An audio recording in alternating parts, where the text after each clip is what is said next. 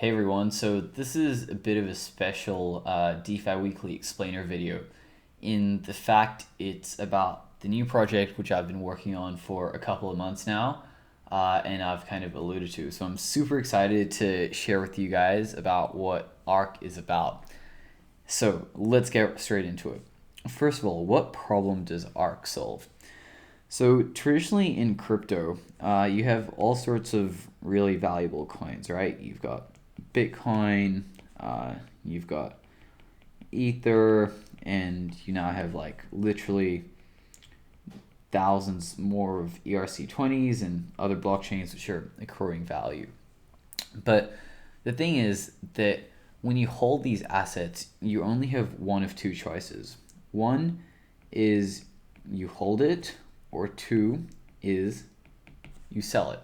There isn't really an in between. So if you hold your Bitcoin, you have some bills to pay, you actually have to sell your Bitcoin in order to pay for your bills, or you can't really get the best of both.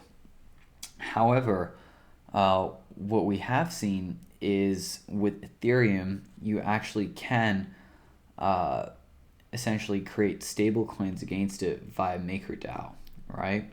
So the way MakerDAO works is you have your ETH coin over here, and you deposit inside MakerDAO, and let's say 1 ETH is equal to $100. And let's assume the collateral ratio is 200%. You can essentially generate 50 DAI, or $50, right? And the idea is, as long as you maintain this ratio of 2 to 1 so $2 worth of Ethereum to every $1 of value you generate, you can essentially you're good to go. And the idea is that as the price of Ethereum keeps increasing, you can borrow more DAI, and when you want your ETH back, you essentially pay back your loan and you get back your ETH. So to clarify, you always hold onto your Ethereum, but it's kind of temporarily locked up, which makes the equation which I described above over here more interesting, where you can actually borrow against it. Or not borrow against, I think it's mint debt against it. And this is really interesting because suddenly, like with your Ether, which you hold, you deposit it, you generate dollars, and with those synthetic dollars, you can buy more Ethereum, or you can use it to pay bills. It's kind of up to you what you want to do with DAI. And this model has been insanely successful in the crypto ecosystem, with MakerDAO locking over $1 billion worth of value.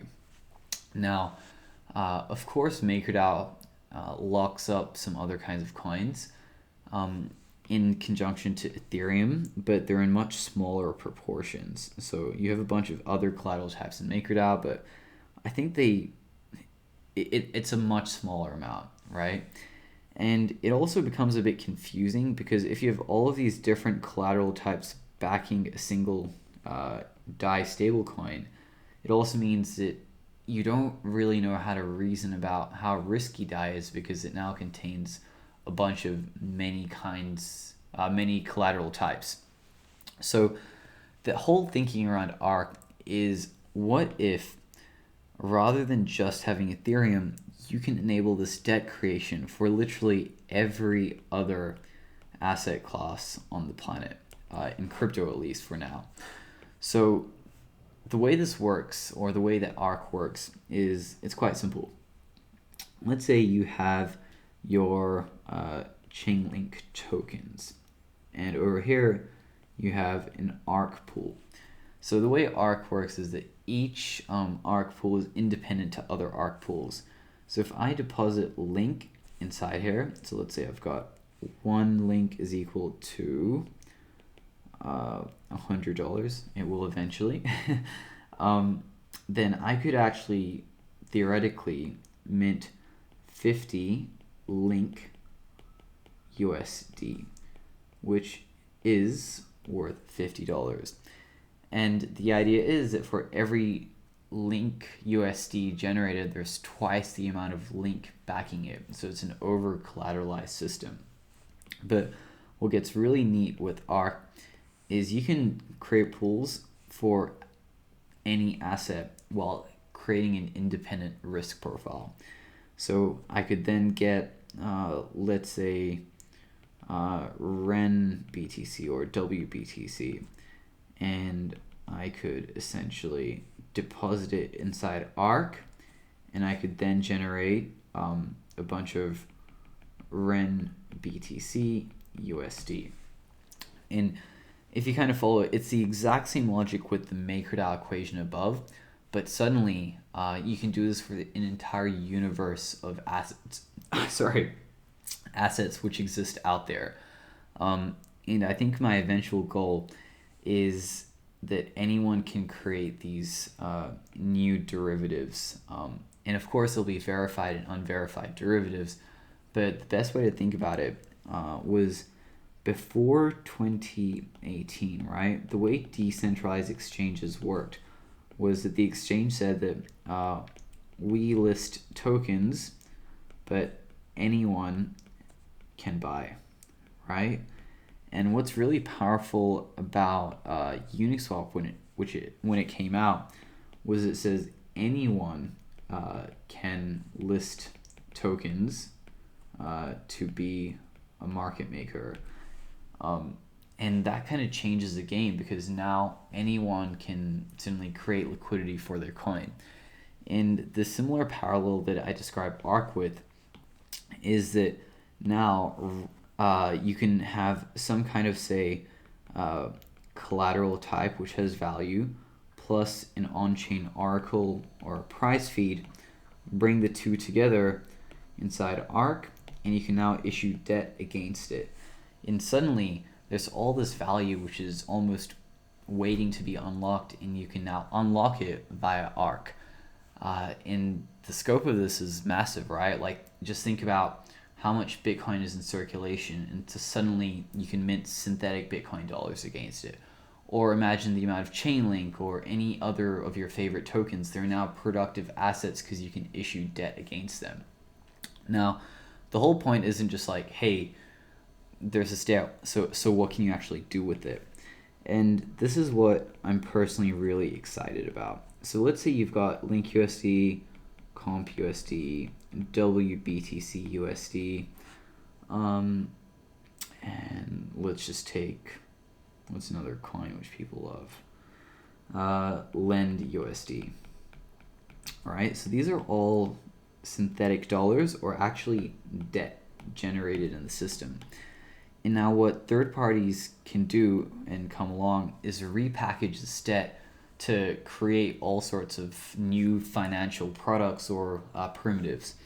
So let's say the ARK governance token holders decide to create a new product called the ARK US dollar.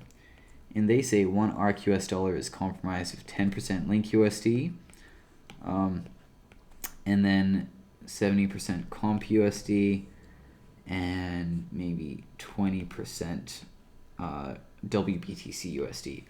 And together, all of these make it one ARK US dollar, and one ARK US dollar is vice versa redeemable for all three of these underlying debt types. So you can kind of like package all these really cool debt products. Now, expanding this further, like another really interesting one is you could have, say, a high growth DeFi bond, right? And this high growth DeFi bond might be comprised of Lend USD and Link USD. Now, one quick detail I forgot to include over here is that eventually in the future, these minters will pay, say, a fixed percentage for minting this debt. So maybe it's 5%, maybe it's 3%.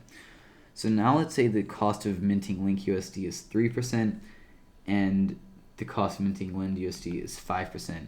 One high growth DeFi bond, whoever holds it, would be entitled to 4% interest per annum, or like APY. And that becomes really cool because suddenly, as more people are bullish on Lend, they'll mint more and they'll be willing to pay a higher percent fee. Same thing with Link. And what it allows people of this debt to do is it allows you to speculate on these like highly volatile DeFi tokens without actually buying them. You can just earn high yield from them, and you know this yield is high because people are gonna keep on paying for this because they're really bullish on their tokens, and they'll keep creating it. And the risk that the bondholders have is that it doesn't default, but the default risk can be reasoned around based on the underlying debt types, which are produced from each and every debt product, I guess, right? So ultimately, when we think about like composability in DeFi, it's kind of like Link, Comp, or all these individual tokens. But here, we're actually creating composability of debt itself, which is like massive because the total amount of debt that you can generate in the current crypto land is insanely large. So yeah, in terms of what other use cases, I've kind of outlined some of them. So one is like an ARC US dollar, the other is like a high growth DeFi bond. The other one, which is kind of cool and is a bit futuristic, but I think will happen, is you can have ARC token holders kind of act as like a credit agency on the blockchain.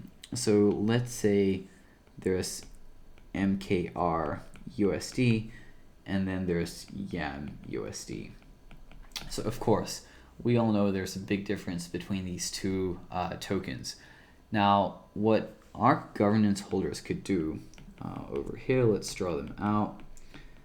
They could essentially say, you know what? We will give Maker USD a rating of say like AAA, and in return we get the 5% interest. But if Maker USD collapses, we will pay for the losses by minting ARC tokens, right? And similarly, they could say YAM USD is a triple C bond or debt product, and it shouldn't even trade at $1. It should only trade at 50 cents because we think this could collapse anytime. But we'll still give it a rating, and if it collapses, we'll take on, we'll repay the holders of these bonds. So this is a bit more of a slightly complicated use case, but it just shows that once you have debt, you can now do all these really interesting things with it.